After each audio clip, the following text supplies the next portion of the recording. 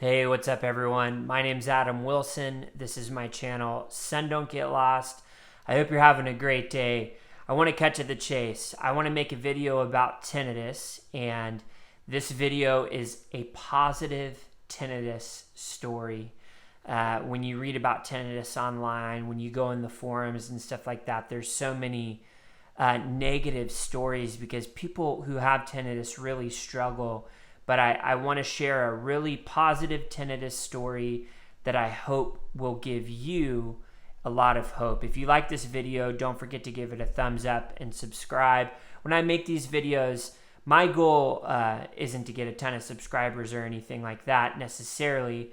My goal is just to share stories of hope and encouragement with as many people as possible. And so when you like and you subscribe, more people will see these videos. So that being said, don't forget to like and subscribe. So about 2 years ago, I woke up in the morning, a little over 2 years ago, about 2 years and 3 months ago. It was a couple weeks after Father's Day in 2018. I woke up, I couldn't go to sleep, so I left the bed that my wife and I sleep in, went and slept on the couch in the living room, woke up in the morning, and my ears were just blaring. It felt like sirens in my ears. They were ringing, and I'd never woken up in the morning with ringing like that before. I'm a musician, so I've left loud rehearsals, and my ears would ring for a couple hours, or I'd have a gig, or I'd go to a concert, and my ears would ring for a while afterwards. But I would never wake up in the morning with ringing. So when I woke up, it was pretty alarming. I immediately got super anxious. Waited it out a couple days, hoped that it would go away. I just had recently started a new medication. I was hoping, maybe it's a side effect of that. But after about a month or so, it was very obvious it wasn't going anywhere. And I want to describe the place that I was in to you guys when I first got tinnitus.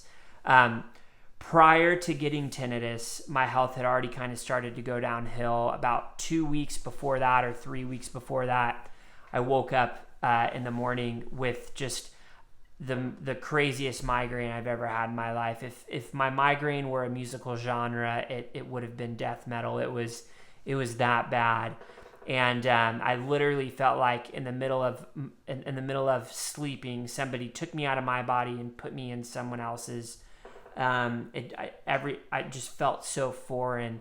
And so I'd already been struggling. Because of that, I was in a really, really, really anxious place. So when I got, when my ears started ringing, it's like somebody just turned it up to 11. Like I was just so anxious. And as time went on and it didn't get better, I became more and more anxious, more and more depressed. And I was in a really, really dark place. I've never considered suicide or anything like that, but there were days where, and this is honestly me just being really transparent with all of you, and disclaimer, the story gets a lot better, so don't give up. Don't give up on me yet, but there were days where I would be like, man, I just want to go to sleep and never wake up again. Like, I don't feel like I can handle this. This feels like too much. And thankfully, I had people in my life who I could be really honest with about how I was feeling. I was in therapy at the time. And if you're ever in that place, get help. There's no shame in feeling so overwhelmed that, you consider or you feel like you would want to die. If you are in that place, while there's no shame there, do get help because you're important, you're loved, and your life is worth living. That being said, as time went on, things did slowly start to get better. And I want to share with you guys how they got better. But first I want to say, fast forward to now, this is kind of the TLDR, is I am in such an amazing place now. I'm sitting in a really quiet office in my backyard right now. I have a detached office. I work from home. 30 minutes before I made this video, I was just kind of in here doing some stuff, cleaning up a little bit, and I don't have a sound machine on. I don't have anything on. It's like super quiet in here, and I didn't notice my tinnitus at all. it's still there, but it's not gone, but I've habituated to it. And that's how things are 98% of the time for me is, pardon me, I don't notice my tinnitus. It's gotten so much better. And so I went from being in this really dark place to being in this place where I love my life. There's days where I still feel anxious or days where I maybe feel sad, but for the most part, when I go to bed, I don't want to go to bed because I'm so excited about the next day. I have hope. I feel like I have a future. I have an incredible family. I'm excited to live my life, and tinnitus isn't robbing me of that joy and that excitement anymore. So I'm in such a better place, and that's why this is a positive tinnitus story, is because I have this tattoo on my arm. It says I once was lost, or was blind, but now I see. It's from the song Amazing Grace, and there's that line in there, right? I once was lost, but now I'm found. That's kind of how I feel with tinnitus. It's like I was so just lost in it, but I'm doing so much better now. And I know that if you're in the thick of it right now, if you're where I was when I first got it, things can and they will get better. I want to share how things did get better for me. So there's a few different things that I did. The first thing that I did is I stopped monitoring my tinnitus all the time. And that was really hard to do, but it really, really helped. I stopped checking, as I would call it. So when I first had tinnitus, when I first got it, it was, I thought about it all day, every day. There wasn't a second of the day I felt like where I didn't think about it. I was always monitoring it. Pardon me, it's a little late right now. I was always monitoring it to see if it was louder or quieter, and I was focused on it 100% of the time. So I gradually stopped doing that. And when I stopped doing that, that was kind of the first step. Things started to get better. It took me a while to get to the point where I don't really do it at all. But I did stop doing that, and that was what was a big help. So, there would be times where I would at first it was really obvious things. I would want to walk in my closet and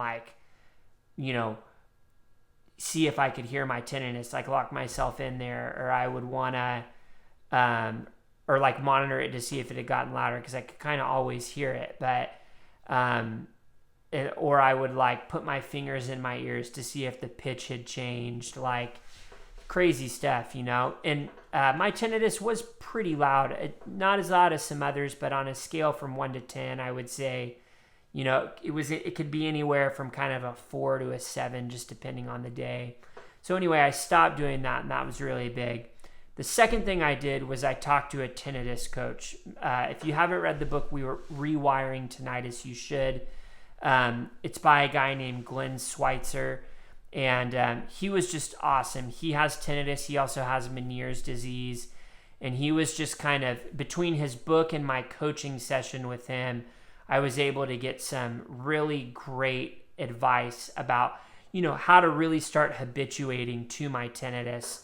And the third thing that I started doing was kind of a direct result of my time with him and my reading his book, is I started meditating in quiet places, and I started focusing on my tinnitus when I did that. And what that helped me do is it helped me habituate to it. And then the next thing that I did was I connected with other people who dealt with who dealt with tinnitus. You have to be really careful with that. I don't recommend just going into a forum cold. Those can be really depressing places. What I did is I have a couple different health things that I deal with that I think, what I'm now learning, they all kind of fall under the dysautonomia umbrella, but I deal with vestibular migraines. I deal with what my doctor believes to be POTS syndrome. I'm in the middle of getting tested for that. I deal with tinnitus, and I deal with visual snow. Those are all very kind of comorbid conditions. But I met a couple people in the forums who seemed positive, and we actually started our own like weekly Skype call, and we basically formed our own support group, and that was really, really, really helpful. So if you can find some positive people who you can connect with, I highly encourage it. They were able to kind of help me on my hard days. I was able to help them on their hard days. When we were all having hard days, we were honestly kind of all just able to grieve together, and just even if everyone's sad, knowing that you have other people to be sad with can be pretty helpful. So that was another thing.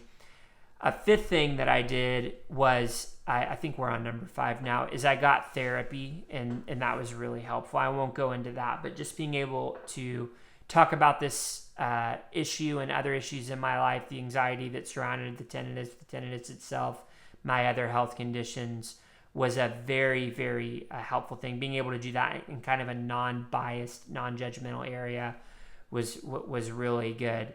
So I think that's everything that I did. So I stopped monitoring it. I read Rewiring Tinnitus and connected with Glenn, who wrote the book. Started meditating, started meeting with other people who were positive, and kind of, forming our own support group, and then also went to therapy. And I would say, probably the last thing that I did is I just started living my life as best I could at a certain point, and just tried to do things that I was maybe a little scared to do. There are some permanent changes that I made. I do believe I've always had kind of a low level of tinnitus solo that I didn't even really notice it. It wasn't bothersome just from playing music. I am way better about protecting my ears now, so I wear earplugs when I'm at gigs, or in-ear monitors when I'm at gigs, and really watch the volume of those, and generally just don't stay in loud environments for super long. But yeah, I just kind of started living my life. So all that to say, there is hope. There may be some of you who are watching this and you're saying things are never going to get better for me. Where if you're wherever you are right now, I just want you to repeat after me. Say, things can and things will get better for me. Go ahead and say it.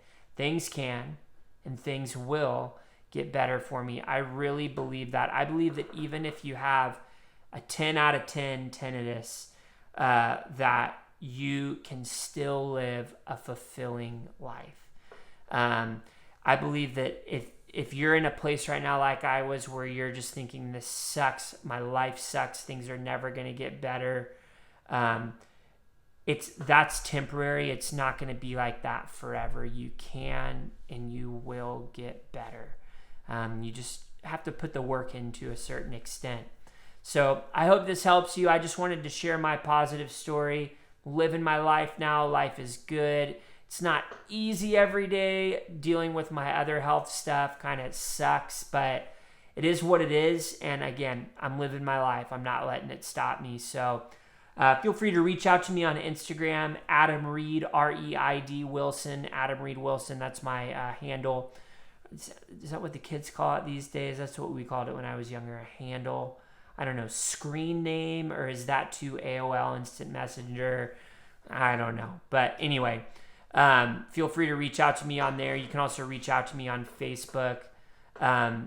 So I'll throw this plug into, I am also a life and business coach. And so if you're looking for someone just to kind of support you on your journey and help set some goals so that you can continue to progress and kind of overcome your tinnitus, I'd be more than happy to do my best to work with you. You can check out that at adamreedwilson.com. Thanks so much for watching this video. Don't forget to like and subscribe to see more videos like it. And have a great day.